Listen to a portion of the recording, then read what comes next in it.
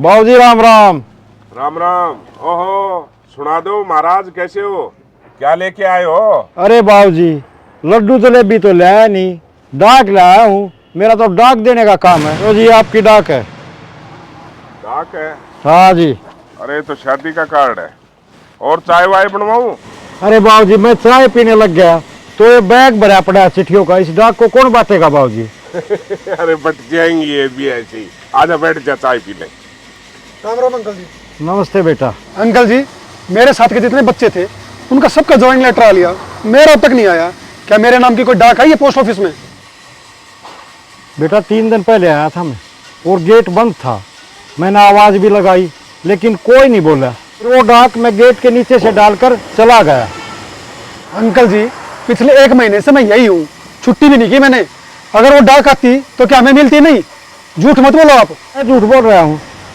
मैंने 30 साल नौकरी करते हो गए, लेकिन आज तक पूरी ईमानदारी से नौकरी करी है। सभी की डाक समय पर पहुंचाता हूँ। अगर ऐसे ही लोगों की मैं डाक नहीं बांटता तो सरकार मेरे को घर नहीं बैठा देती। अंकल जी, मैं आपको झूठा नहीं बता रहा। मैं तो ये कह रहा हूँ कि ये मेरा लास्ट चांस था, इसके बाद मेरी उम्र निकल जाएगी। एक बात बताओ, अगर आप वो लेटर डाल के गए थे तो कहाँ गया वो?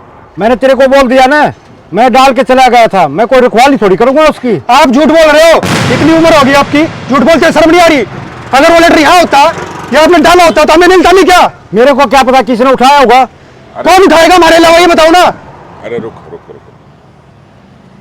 आप परसों डाल के गए थे? हाँ जी। तो यहाँ कोई नहीं था क्या? नहीं, कोई नहीं था। मैंने आवाज भी दी, हाँ। किसी की आवाज नहीं आई अंदर से। 1 मिनट रुक।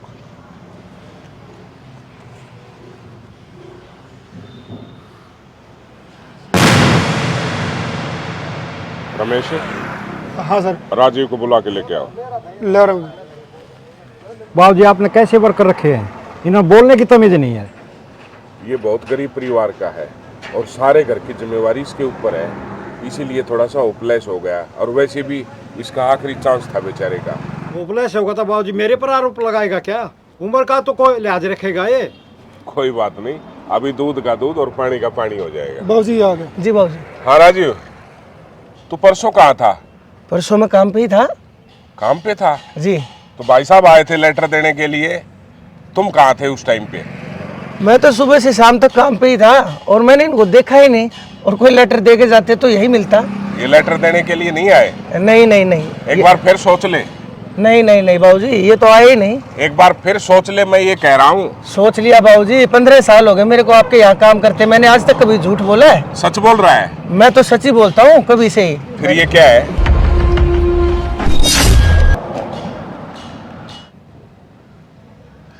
साहब, आरामजादे, तेरे को शर्म नहीं आई?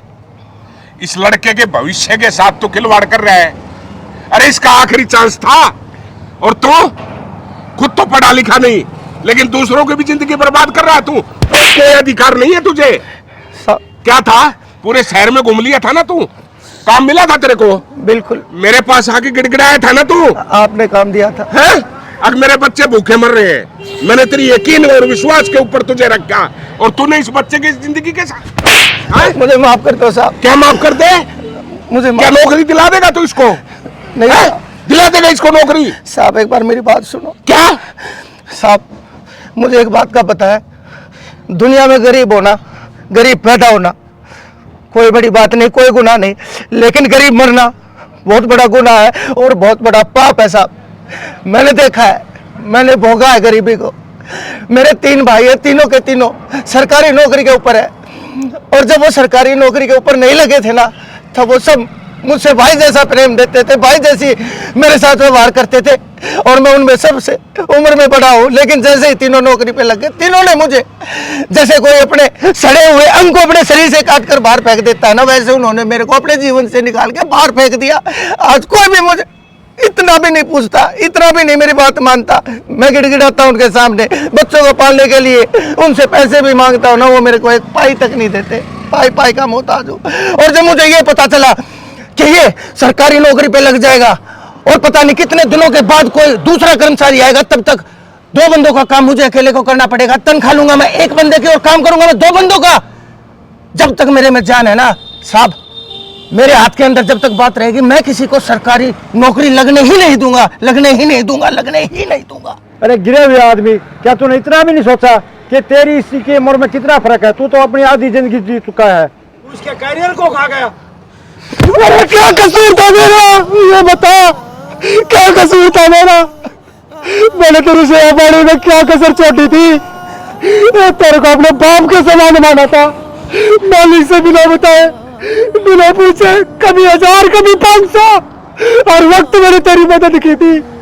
यह मेरा लास्ट चांस था, उसको भी खा गया। अरे तेरे भाइयों ने तेरे साथ गलत किया, इसमें मेरा क्या कसूर था?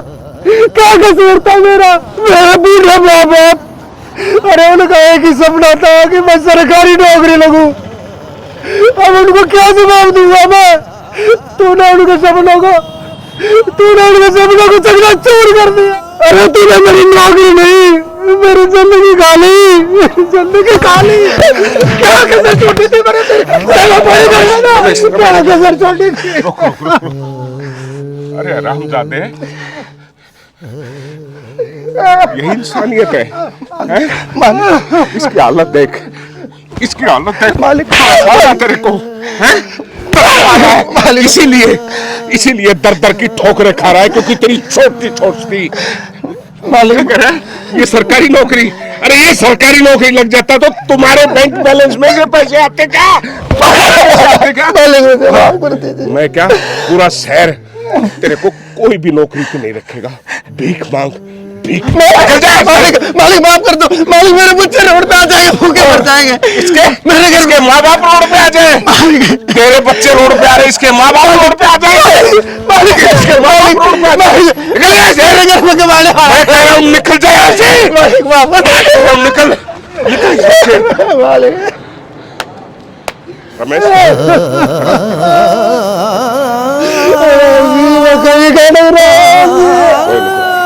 मेरे माँ बाप का सपना टूट गया। हो जाएंगे, हम दोबारा अप्लाई करेंगे और तुम्हारा ज्वाइनिंग लेटर निकल आएगा। अब सिर्फ आपका ही सहारा है मुझे। मैं तेरे साथ, चुप हो जा।